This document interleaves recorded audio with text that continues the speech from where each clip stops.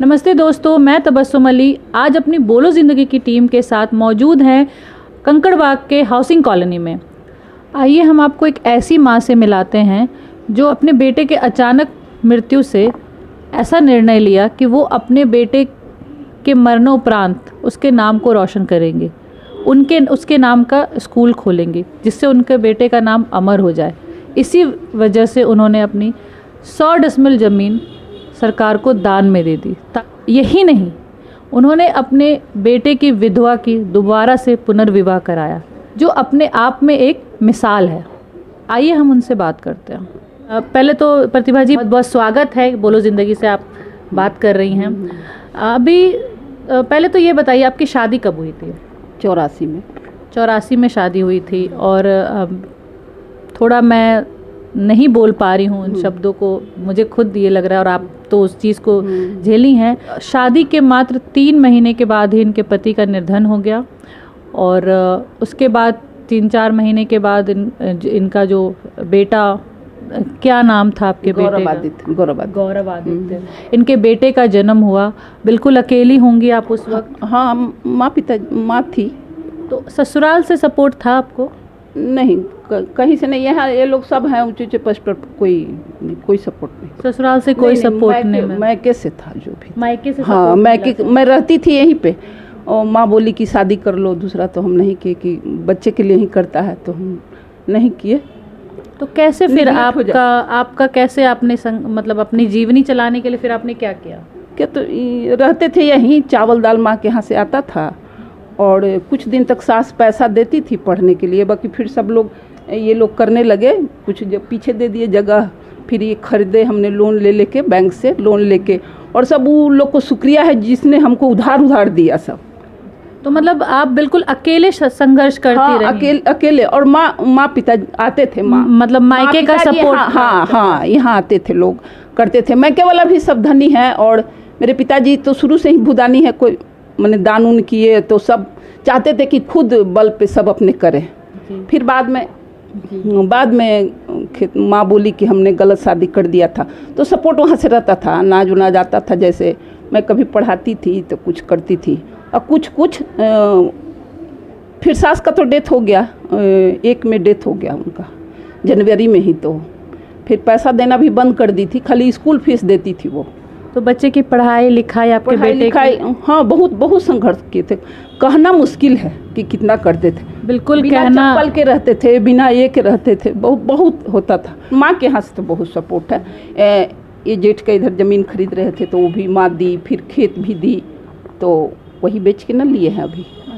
इस ज़मीन स्कूल का, फिर बेटा का LIC का था, और हमने बैंक से लोन लेके सब बनाया मकान। काफ़ी संघर्ष करना पड़ता है एक अकेली महिला को। और जो इनके बारे में मुझे पता लगा है कि शादी के मात्र 3 महीने बाद पति का गुजर जाना, उसके बाद बेटे का जन्म होना और अकेले बेटे की परवरिश करना, और जहाँ तक मुझे अभी पता चला है कि बेटे की भी जब इन्होंने शादी की तो कुछ टाइम के बाद बेटे की भी अचानक मृत्यु हो गई। करता तो मेरे साथ ऐसा नहीं होता। नहीं, आप? मेरे पति भी पैसे के लिए तरसे, इसलिए हमने इतना मेहनत की। 12-14 घंटा खटते थे। बैंकर्स लोग कहते थे कि बाप रे आप कितना काम करती हैं। तो मोहल्ले वाले कहते थे कि गिलास पानी पिला दे, लगता है आपको। बहुत मेहनत की, इतने धनी घर के हो के भी। रोइए नहीं, हम समझ सकते हैं कि वो सब दौर आपके ऊपर कैसा गुजरा। नहीं जाना चाहिए था। ये विधि का विधान ही कहिए कि एक माँ और एक पत्नी के ऊपर जो गुजरा है, ये कहने के लिए शब्द नहीं है, बताने के लिए मेरे पास शब्द आज कम पड़ गए हैं कि एक पत्नी ने तो बहुत त्याग किया पति के गुजर जाने के बाद, बेटे को अपना सहारा समझ करके अपना पूरा जीवन उन्होंने अर्पण कर दिया, मेहनत से पढ़ाया लिखाया, और पता नहीं भगवान को क्या उन पर दया नहीं आई या उनको क्या मोह था कि उनके पति को भी बुलाया, या इनकी अग्नि परीक्षा उनको और लेनी थी कि बेटे की शादी के मात्र 2 या 3 महीने के बाद ही उसकी भी अचानक मृत्यु हो गई। तो एक माँ के लिए वो वक्त कैसा होगा, वो समय कैसा होगा, ये हम सोच के ही हमारी रूह कांप जाती है।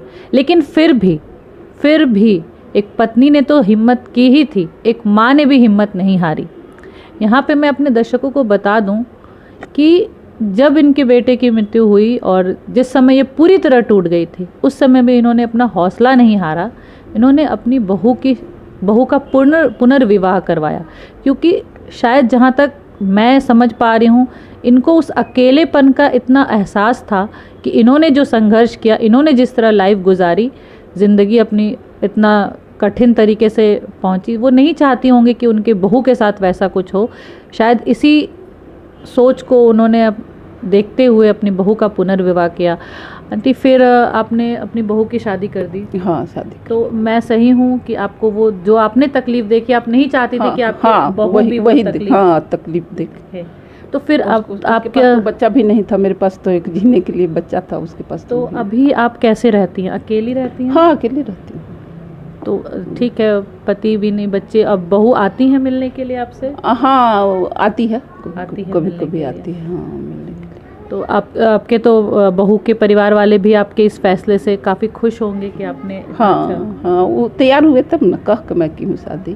तैयार उसका भी बहुत ये है, मन है ना, हिम्मत की बात है ना। जी, बिल्कुल, किसी से करना। कुमारा लड़का था, तो समाज में ऐसा व्यक्ति को तो मान सम्मान मिलना चाहिए। बिल्कुल मिलना चाहिए। हम कह सकते हैं कि समाज में अब लोगों को देखने का नज़रिया बदल रहा है। जहाँ तक मैं अभी इनकी बात करूँ, इन्होंने ना सिर्फ अपनी बहू का पुनर्विवाह कराया, बल्कि हमने सुना आपने ज़मीन भी दान में दी है अपने बेटे के। हाँ, बेटा के नाम से। बेटा के लिए ही इतना मेहनत से बनाए थे, तो सोचे कि उसका नाम होना चाहिए और बच्चे पढ़े। अब बहुत तेज़ था स्कूल, लोग बोले कि हॉस्पिटल क्यों नहीं खुलवाती हैं, तो हम कहे कि पढ़ने में तेज़ था। और तो आपने स्कूल के लिए अब सरकार को ज़मीन जो है वो दान में दी है। हमारे पास ये पेपर भी है, जो एग्रीमेंट है, ये देख सकते हैं। एग्रीमेंट नहीं, ये रजिस्ट्री है। ये रजिस्ट्री इन्होंने ये रजिस्ट्री कर दिया है सरकार के नाम से, अपने बेटे के नाम से स्कूल खोलने के लिए। 100 डिसमिल 32 कट्ठा 32 कट्ठा ज़मीन है। और आप अपने स्कूल का नाम क्या रखना चाहती हैं? बेटे के नाम से गौरवादित्य हाई स्कूल, हाँ, उच्च विद्यालय। और मेरे पिताजी भी थे समाज मन दान के। हमको ये नहीं है, माँ बाप से ही अपने सीखे हैं। पिताजी भी 3 बीघा खेत दान किए हुए थे। तो विनोबा जी के बहुत बड़े भक्त थे। विनोबा जी के नाम से प्रसिद्ध हैं पूरे जवार में। मेरी माँ भी बहुत समाज सेवा करती। और क्या क्या करती हैं इसके अलावा? ये तो आपने अपना पूरा जीवन ही दान ही कर दिया है। तो और जो हमको सीखने का बहुत शौक है, तो ब्यूटिशियन सीखे, एक्यूप्रेशर सीखे, योगा सीखे और ब्यूटी पार्लर सीखने का बहुत। इसके अलावा इतना सारा फैशन डिजाइनिंग सीखे। हाँ, करती हूँ, पर बीच में अपने आपको व्यस्त रखने के लिए। हाँ, सब। हमें इनसे प्रेरणा लेनी चाहिए कि इतना कुछ सबको करना चाहिए। हुए क्या कहते हैं कि बेचारगी नहीं लाना चाहिए और गलत बात का हमेशा विरोध करना चाहिए।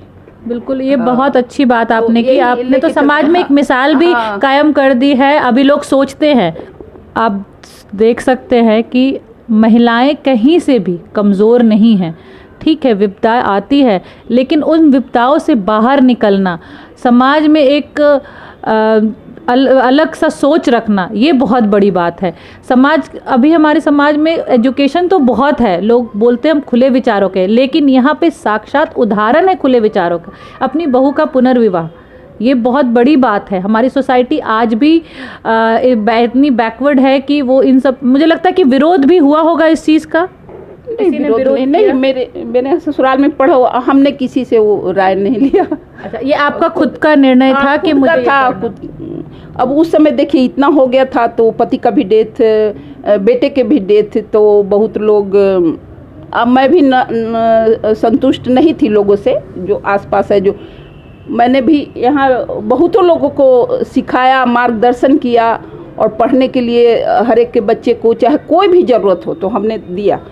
और कुछ था तो हमने ज़्यादा पॉलिटिक्स में नहीं पढ़ के, कोई कहता है बहू अशुभ है, चाहे ये है वो है, तो ये सब बात में हम नहीं। शुभ अशुभ आप नहीं मानते? कुछ नहीं, वो नहीं, खैर आपसे बात करके तो मुझे बहुत अच्छा लगा। और ये आपका खुद का जीवन में जो संघर्ष था ना, शायद मुझे लगता है इसी ने आपको प्रेरणा दी कि आगे किसी और महिला का ऐसा लाइफ ना गुजरे, तो आपने उस चीज़ को और बेहतर तरीके से उनको एक अच्छी ज़िंदगी मिल सके, इस वजह से किया। तो हमें प्रतिभा जी से सीखना चाहिए, समझना चाहिए कि सब कुछ लुटा के भी कैसे जिया जा सकता है, अपना सब कुछ खोने के बाद भी जीने की लालसा और लोगों में अच्छी सोच पैदा करना, लोगों को प्रेरित करना, ये अपने आप में बहुत बड़ी बात है। तो आज का हमारा ये जो इनसे साक्षात्कार हुआ कैसा लगा, ये हमें ज़रूर कमेंट भी कीजिएगा और हमारे वीडियो को लाइक भी कीजिएगा। बहुत बहुत धन्यवाद हमसे बात करने के लिए।